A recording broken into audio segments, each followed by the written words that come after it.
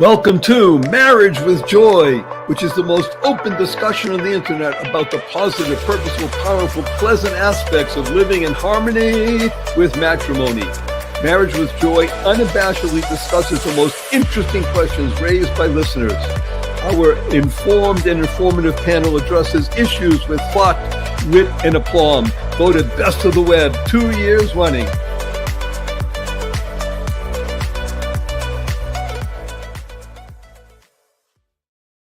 Good day, beautiful, bountiful, beloved, immortal being. Good looking female. You're good looking. Always looking for and finding the good. You found good in abundance because you tuned in consciously and conscientiously to Marriage with Joy. Now, notice I didn't say marriage with joy. Marriage with joy, because that's what we discuss here. Joy is an animating principle that when you internalize, utilize, and leverage it in your life, it literally creates a tsunami of goodness, an atmosphere of upbeat, positive, purposeful, powerful, pleasant energy for you and everyone around you. Now, again, you don't have to be me, rather you be you. So some people can do joy like this.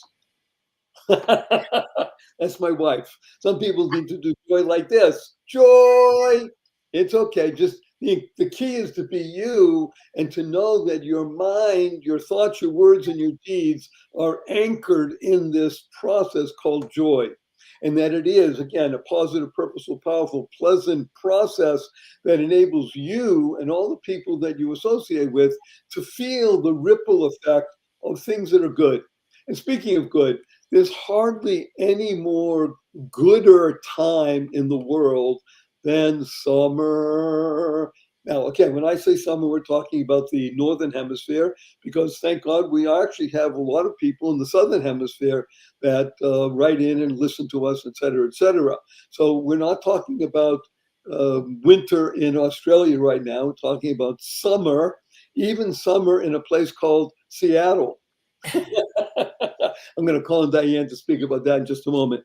So today we are blessed to have a triangle. We have myself, the ambassador of joy. We have wonderful Dr. Diane Medved. We have wonderful Maura Sweeney. Oh, that's so funny. I just noticed, Maura, that your name is spelled wrong. You're right. Don't hold it against me. How do I fix it? I have to wait for the next. That's you. I mean, you typed it. Okay. No, we have a ringer today with us. We have Maura Sweeney, and well, you could put a T in there, be Maura Sweeney. We don't have Lori, but she's with us in spirit and such like that. And I just want to talk about this whole concept of summer. Summer is such a wonderful time because it embodies three interesting ideas all at once, principles or feelings. One is exuberance. It's the summer. You have long days and nights that are just, you can sit out on the deck. And even if you're beset with mosquitoes or flies and such, maybe you can, fence it in or whatever you do with stuff and get rid of them. However, the idea is that it's a luxurious time. Some people even call it a lazy time. I like the idea of luxurious better. The feeling that things can go at a different pace than other times in the year. And the third thing about summer is that it's a time, at least for me, and I believe for my wonderful partners here and a lot of people that we are speaking with, it's a time of reading where you can actually invest an hour, 2 hours in reading a book or two books or three. Okay, fine. These days, a lot of people listen to books more often as much as they read. However, summer reading is a wonderful thing. So if you put those three pieces together, you have something that's really special. It's like the holidays around December. There's something special and unique about the summer experience. So what I'd like to do, of course, always is we have our lead up batter. And that is that wonderful, bright, smiling, amazing Dr. Diane Medved. She is up in the far northwest corner of the country, actually of the 48 lower states, because otherwise she'd be in Alaska. and she's on and just outside of the area of Seattle. And I asked her what it's like there right now, and I'll have her speak for herself. What is it like right there now, wonderful Diane? It's overcast, but it's luxuriously warm, which is not too warm. I think at the high is 80 today. And it's very comfortable and lovely. And we're starting Seafair in the Northwest. That's a big deal because the Blue Angels come to town. And I thought that they were going to be serenading us, but they actually practiced a little early. And it's exhilarating. And I think that's part of the summer that I like best, is that it's exhilarating in many ways. And Barry, you mentioned one of the ingredients to that, which is light. The fact that we can wake up in the Northwest in the winter, it doesn't get light till 8 a.m. So everyone wakes up in the dark. Oh. And so our circadian rhythms get thrown out. And then, of course, in the winter, it gets dark at 4:30. So many people go to work in the dark, come home in the dark, and never see daylight. So the fact that we have extreme light not only makes us feel more in tune with nature, but also, God made the world with light. Let there be light. That was the first thing that God made. And so we consider it precious. And especially, even though it's overcast now, if ever the sky parts and we see sunshine, which typically in August that happens, as I mentioned to you, Barry, they say, how many seasons are there in Seattle? Just 2, August and the rainy season. That's the truth. Wait a minute. I'm glad you repeated it. I laughed before. I'm deeply laughing again because it not only is it funny, it's true. Unfortunately, for those of us who come from Los Angeles, yes, that is that is true. So, but anyway, summer is our reward, our remedy, the treasure we reap for having gone through 9 months of darkness and wetness and cuddling into our own private blankets. And that is another point you made, which is that summertime is a time when we get together in families for picnics and for times to be together, because it's not such a solitary, I need to be in my own blanket kind of time. You can let loose because it's warm. And warmth is always something, it's a euphemism in a way. Warmth also means love. I warmly, I care for you. My feelings for you are warm.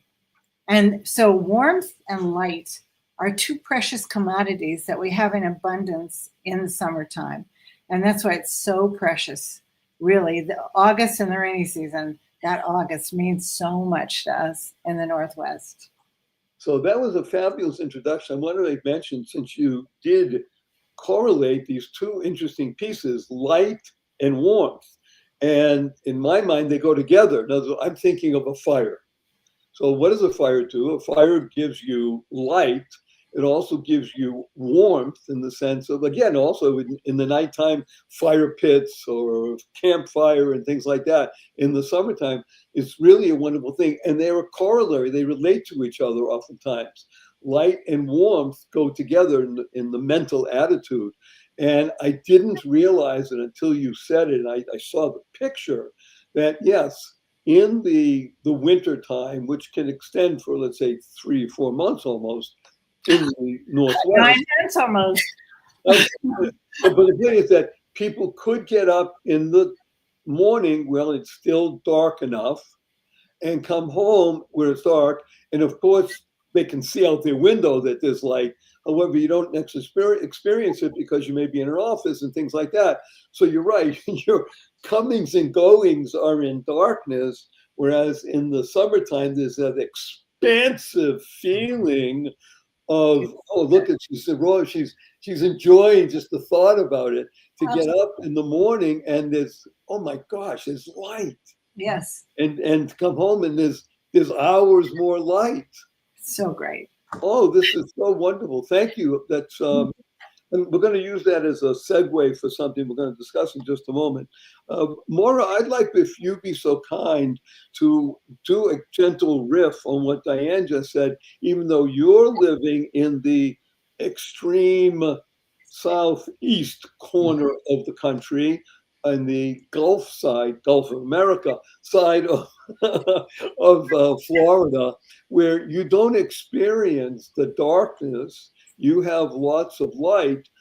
However, you experience something that Diane just alluded to a little bit, is that her temperate climate is in mid 80s, very pleasant, wear short sleeves and just enjoy.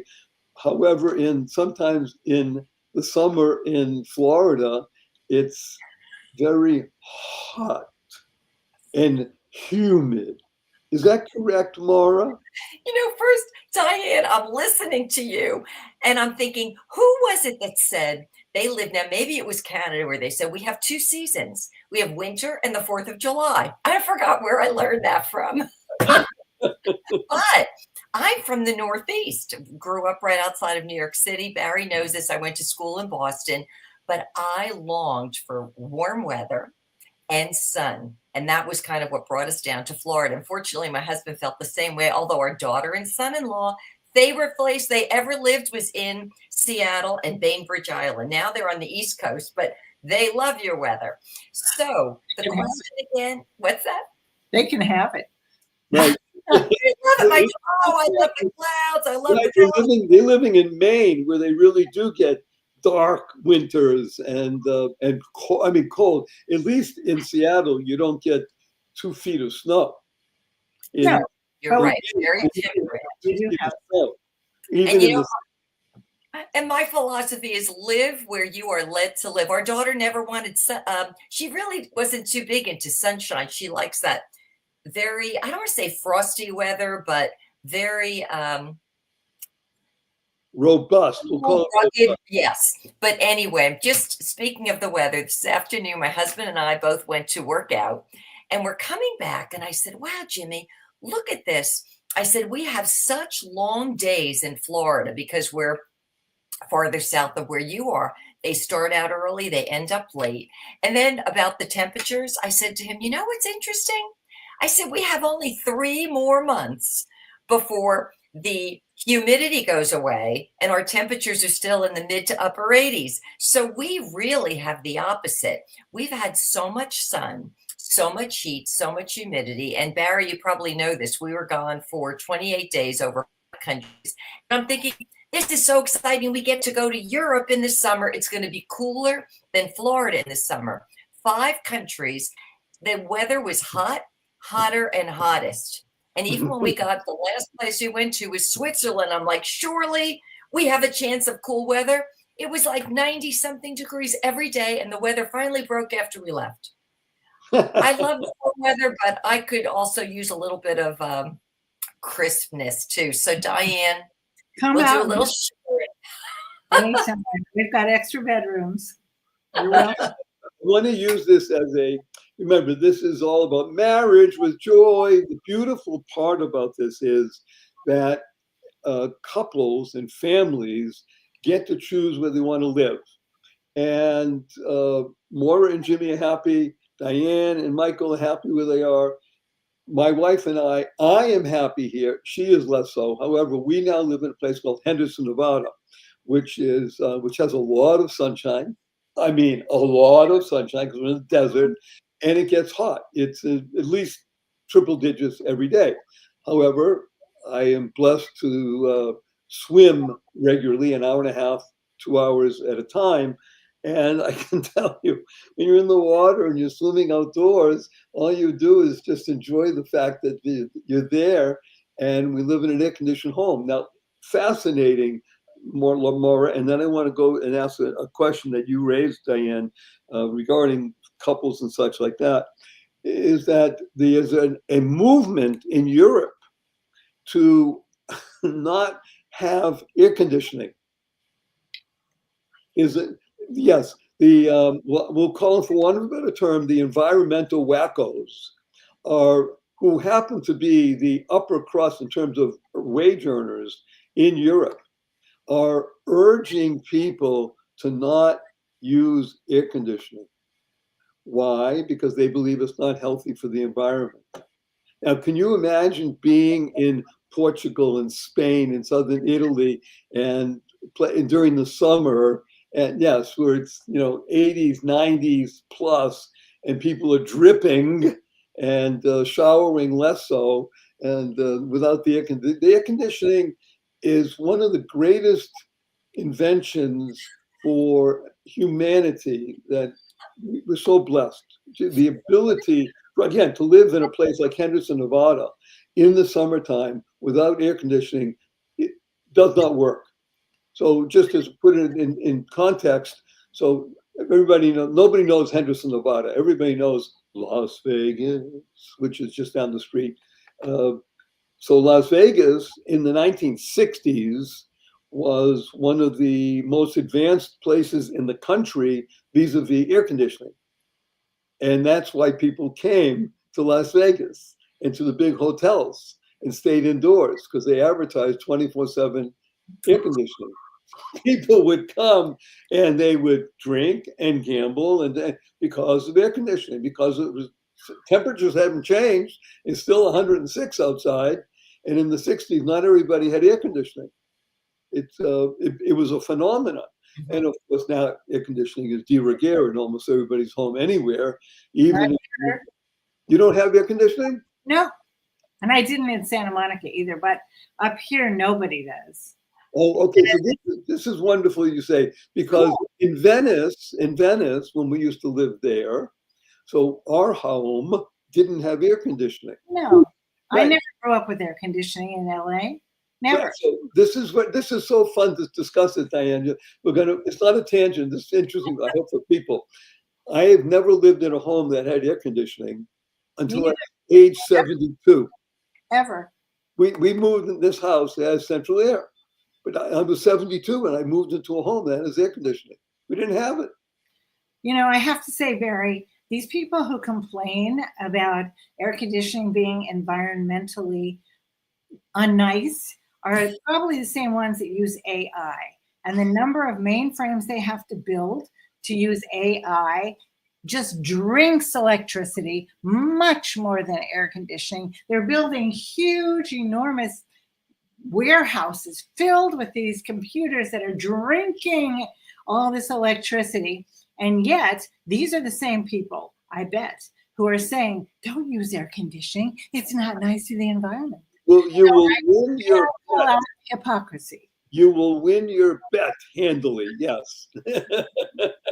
Again, you're right. It's, oh my gosh, yeah, look at that. Okay, this is so wonderful. The reason people love this show, by the way, is because real human beings having fun discussion. I want to go to a point that you raised earlier when I asked about talking about things to discuss today. And we'll discuss when Lori's on next about one of her points. And that is the ability, or the lack thereof, to read your spouse's mood. I don't know if you remember that, Diane, that you sent that in as an idea. And the more I thought about it, I said, this is really something, because part of the genius, in my humble opinion, of marriage is the ability to be outside of oneself and think about someone else. And not just someone else, supposedly the person that you care most about. And that ability to recognize the other's desires, thoughts, issues, and to read that, like you say, we call it in business, sometimes you call it reading the room, knowing people, et cetera, et cetera. Reading a mood of another human being is a very tremendous skill. I say, I'm going to call it a skill. And it takes time, effort, and desire to build that muscle. So I'm putting that out there. You don't have to agree with me. However, I would like you to speak about what you did put forward about the ability, or even the concept of reading your spouse's mood. Well, I think you made a really good point, Barry, about putting someone else ahead of your own selfish feelings at any given time. And in a marriage, ideally, you're able to do that because you know the other person well. You can't always read a room of business people you haven't met before. You can try and feel it out. It's to your benefit if you can, but your spouse should be the person you know best and should be the person whose moods perhaps you can even anticipate. I know when I propose certain things, what my husband's going to respond. And sure enough, he does. And so I think over time and more time, you learn about the other person. At the same time, in a marriage, you're able to have that person learning about you. So that person knows how to please you and how to say things in a way that you'll be receptive to, and vice versa. And the more you practice in anything, including an instrument, including mathematics, whatever it is, the more you practice, the better you get. And that's why marriage is perhaps the best place to have a rapport and to have the acer conegdo, the person who can be opposite you and can criticize you in a way that you don't take as criticism, and can criticize you in a way that is positive, and that you know that person's on your team, that person wants the best for you, that person doesn't want to hurt you. And you can put all your eggs in that person's basket and be sure that whatever you say to each other can be read correctly. Now, that doesn't mean you don't have fights. That doesn't mean you can't be wrong. That doesn't mean that you want to ask something that the other person won't like. But at the same time, reading their moods is pretty easy to do. You can do it physically by looking at how they sit, how their body language is, how their voice sounds. You can do it by their words, which is probably the best thing. Don't ignore those. And you can do it just by knowing what their schedule is. If you look on your calendar and you see your partner has some challenging things, then you know what's going on in a sense. So there are many ways to read the other person. But the good thing about marriage is you can do that. And in most relationships, it's much more difficult. You don't have all those things to access in order to tell what your partner's feeling. So that's my first thought. Okay, I want to expand on something you mentioned, and I'll call it the C word. All too often, people hear criticism from other people. I find it, unfortunately, all too common. It's too easy to pick out something that even fear, people react knee-jerk against it. Yeah. In fact, if you say something that may not be at all trying to be criticism, but rather is for a positive purpose, they may turn around and say, don't criticize me. Because it's a sense. However, in marriage, okay, so here's what I want to say. Because this happens, just came from having lunch before we came on our show and such, because it was late today and such like that. And my wife, because I messed up on something on a particular date, I was supposed to be someplace, I thought, in a week, and actually it's 2 weeks, so it works out well. And she was criticizing me because I wasn't watching my calendar well. So it's too easy to bristle and someone, well, that's a, okay. She said she wasn't doing it to be upset or angry. And we were talking. To be able to hear that, for me personally, is very good. Not just that it's coming from her, who I love and care about, so it didn't, in quotation marks, bother me, but it creates in me the ability to hear from someone else who I may not care about as much, and not let it affect me in a negative way. So I think that this ability to read someone else's mood, in this case, a spouse, creates an ability for me to either read someone else's mood, who I may, let's say, business partner or business associate or some other situation, just in a particular unique situation, and also to hear feedback and not take offense. It's too, am I correct in this? It's too easy to take offense at things when people say things, and they may not even mean what they say. They're saying something because they did what you just said, knee-jerk reaction rather than a considered response. So I think this ability to read a spouse's mood is one of the greatest aspects of marriage. It creates a more wholesome being. Is that fair to say? Mm-hmm. Definitely. I mean, that's the basis of love, isn't it? I mean, being able to care for the other person and understand them and be empathetic to them and provide for them. And all of that starts with being able to see what's going on with them and open to what they may be going through. So this is interesting. Then I'm going to ask you, Maura, to comment on this.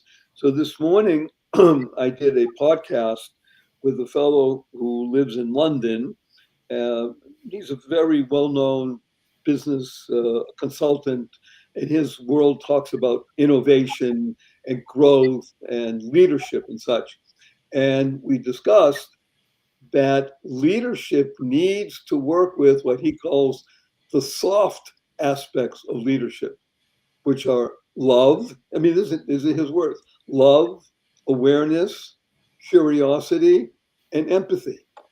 And as I'm listening to that, I'm thinking, well, that's human relationships almost 101, and certainly marriage. And now being able to use that in a true business setting where you're dealing with, for want of a better term, hardcore people who are concerned about numbers and such like that. And for him to introduce, and he gets paid $800,000 per day to come and speak to people. So we're not talking about just, some fly of the night guy who just has an idea.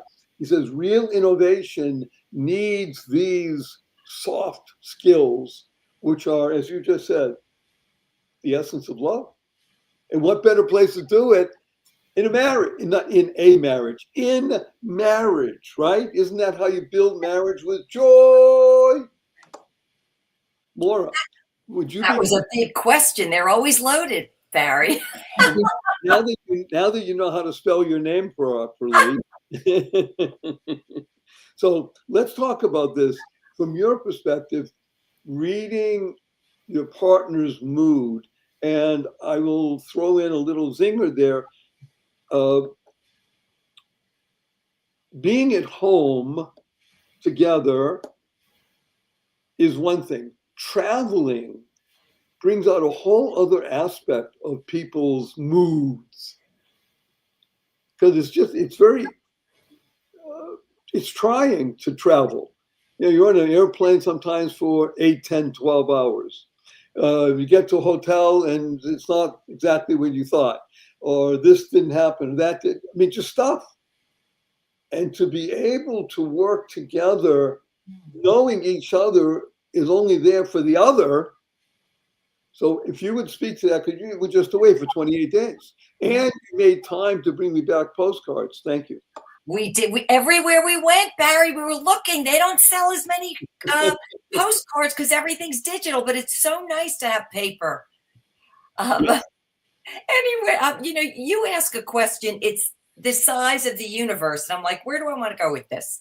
I'm going to go backwards and tell you that when Jimmy and I first moved to Florida over 40 years ago, we lived in houses. We lived in townhomes. Our last house that we lived in for, I think, 17 years was a ranch. Very wide. It had a lot of separate spaces, 5 bedrooms. We used to have company all over the place, and everybody had their own space. From there, we moved to our current day townhome, which we've been in for 20 years now. When we made that change, our daughter was homeschooled, but she was getting ready to do early college. She didn't need my help.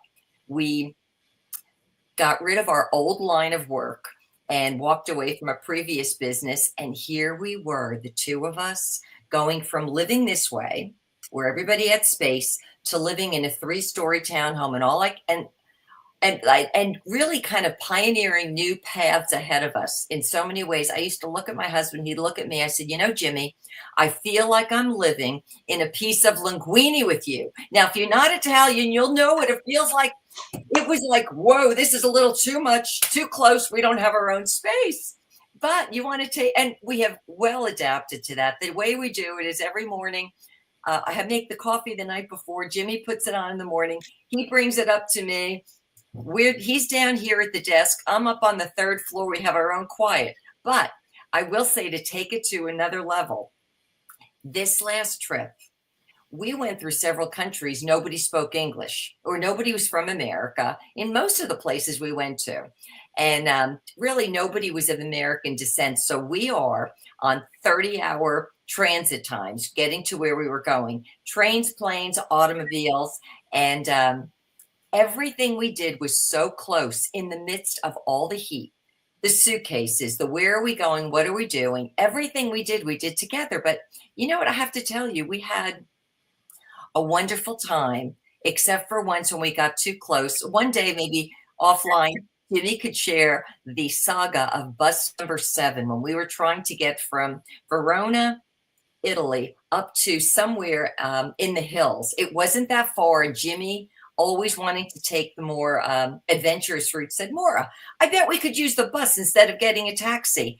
And we are trying to find bus number 7. I finally said to him, Jimmy, I love you, but I'm losing my sense of humor and I can't find it right now. We're either going to find bus number 7 or I'm getting on the next taxi. So I don't know what that all is about, but I will tell you, being close together does cause a couple to adjust, to find reasons to laugh. I'll tell you, bus number 7 was so ridiculous, so taxing, trying to get our way. It was only a few miles up into this agriturismo, but it was a challenge for two people who so know one another's moods.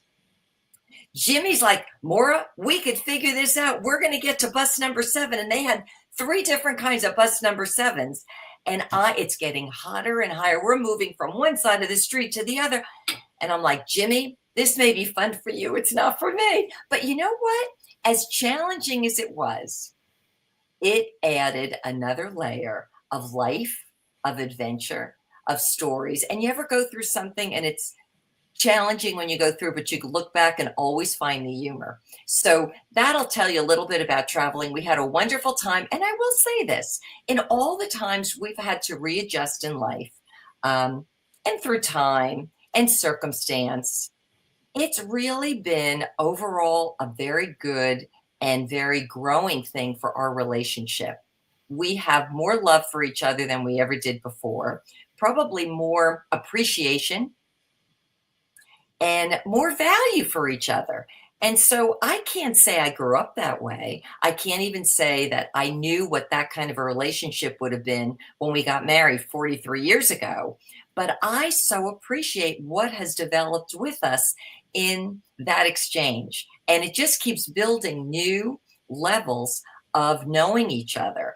And I should offer this about how do we know one another's mood.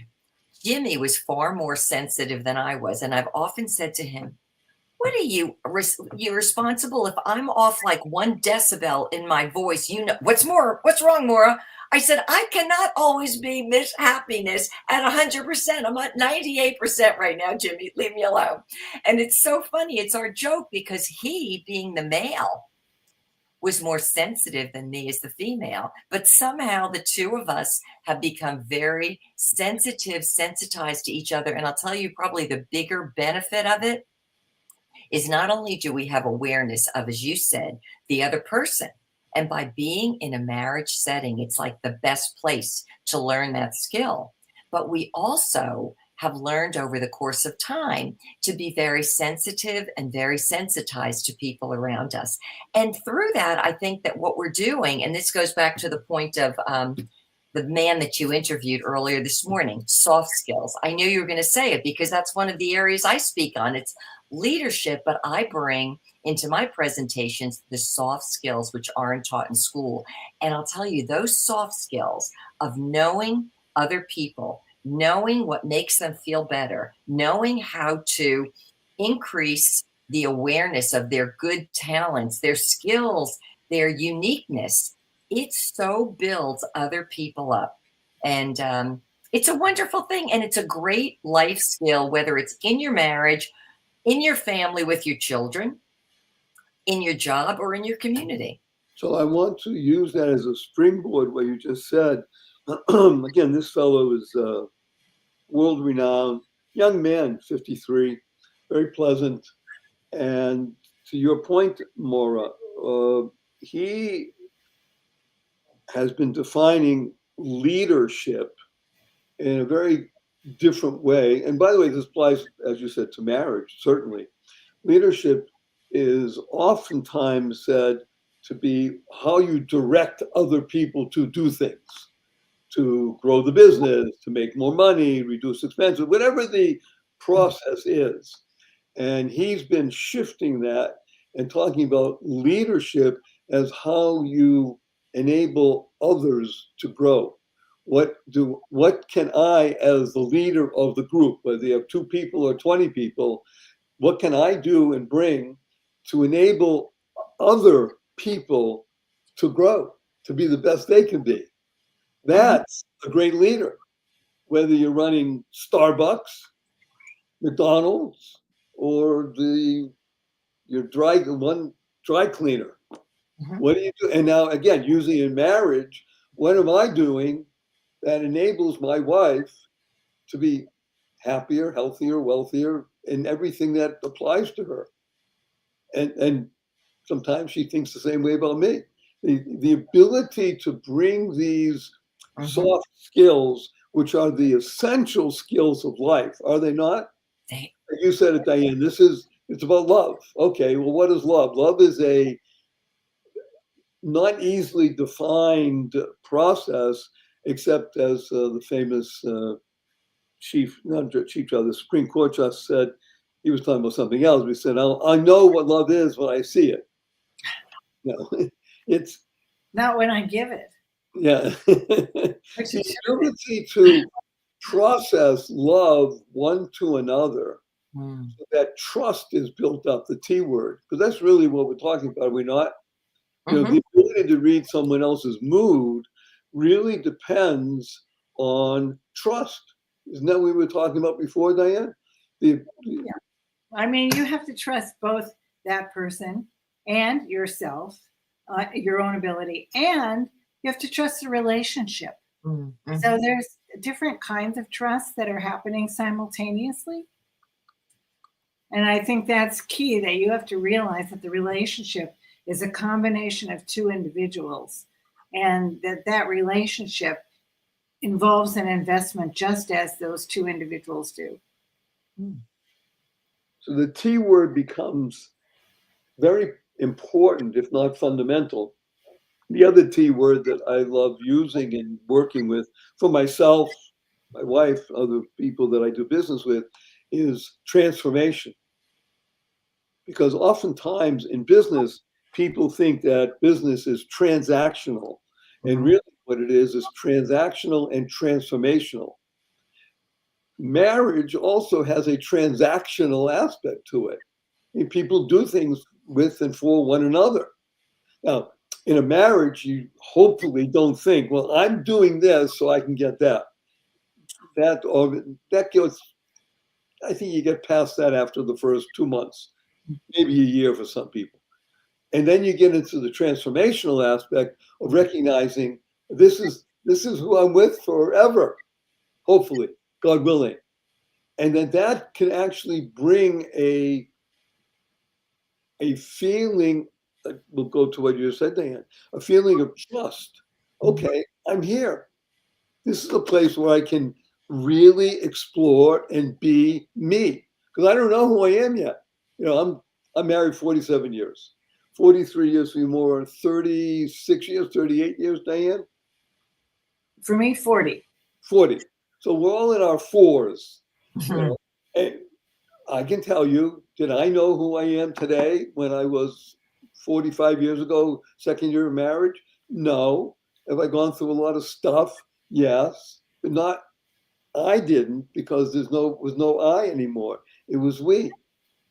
The existence of the we rather than the I changed a lot of how I would see the world.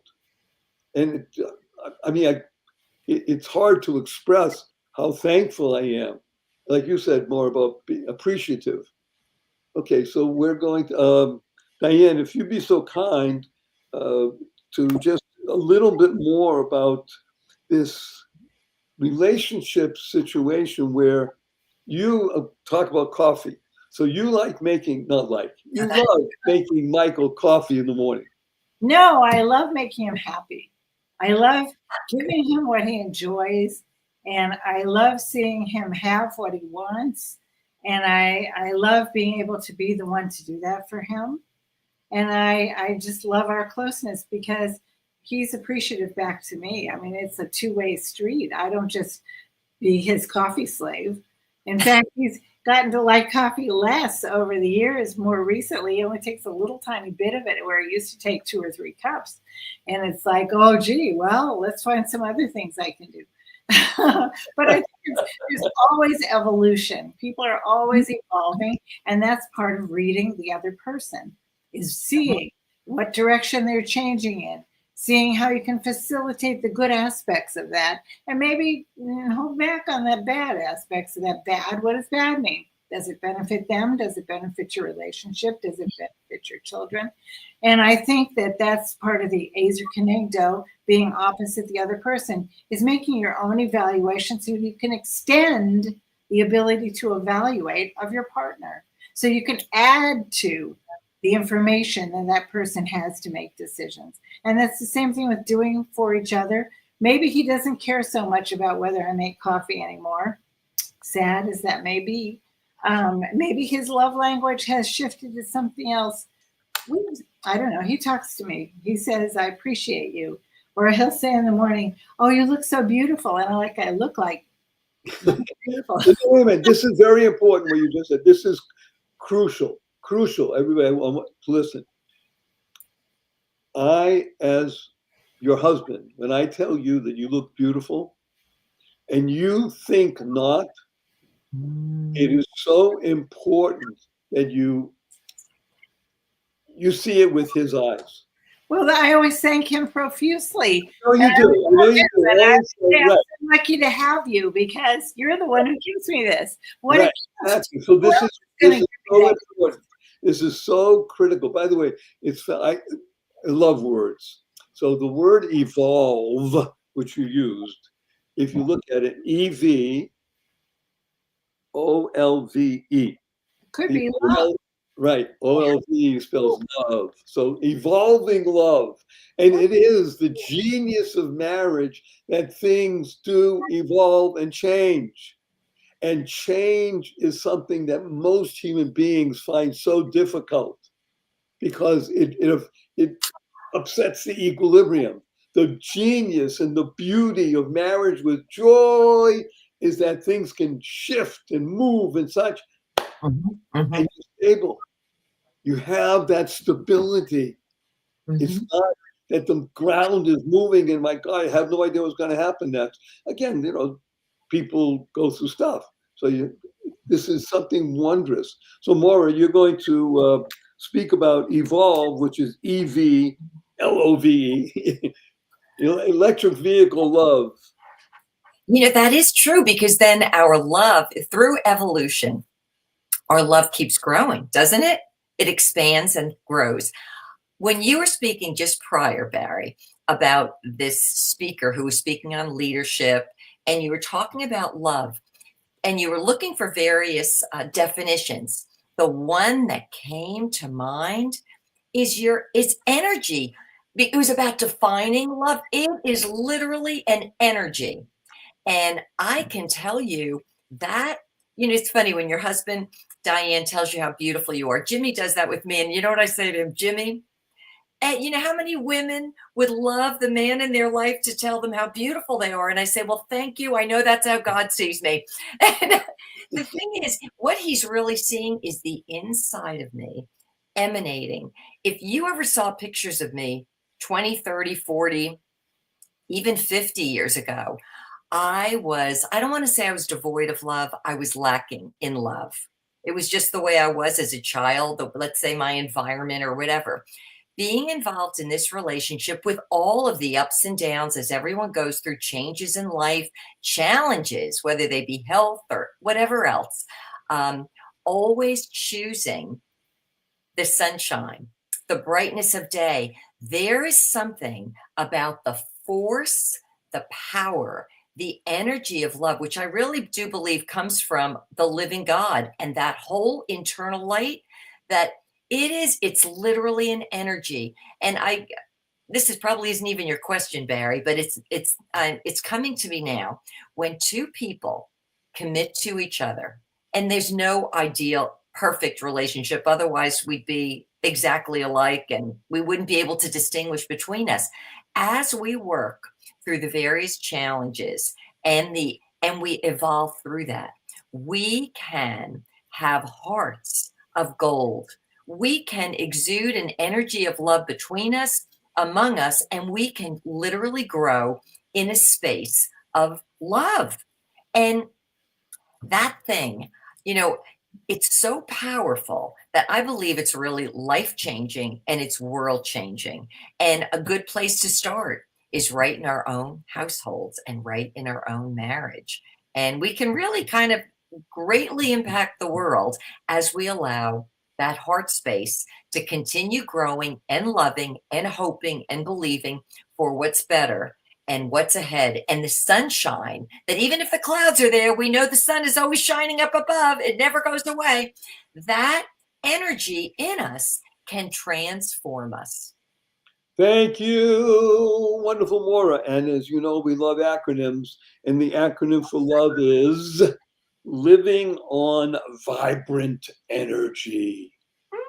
Living on the vibrational plane. So I'm sorry to say, but we're coming to a close on our time together. It has been uplifting for me, very powerful and such. I'm animated by what we do together, and I really appreciate it, as do the people that follow us. And everybody that's watching, by the way, we urge you to share this with 5 people. You want to share with 50 or 100, that's okay also. At least 5 people, so we can touch 40, 50,000 people around the world, because there is nothing better, nothing on the internet better than marriage with joy. And we're going to give a blessing from wonderful Diane, fabulous Maura, and myself. And that is, we urge everybody, go forward, live exuberantly, spread the seeds of joy, happiness, peace, and love. Go mad. Go make a difference. Thank you, wonderful beings. See you soon. Bye now. Bye-bye. Welcome to Marriage with Joy, which is the most open discussion on the internet about the positive, purposeful, powerful, pleasant aspects of living in harmony with matrimony. Marriage with Joy unabashedly discusses the most interesting questions raised by listeners. Our informed and informative panel addresses issues with thought, wit, and aplomb. Voted best of the web 2 years running.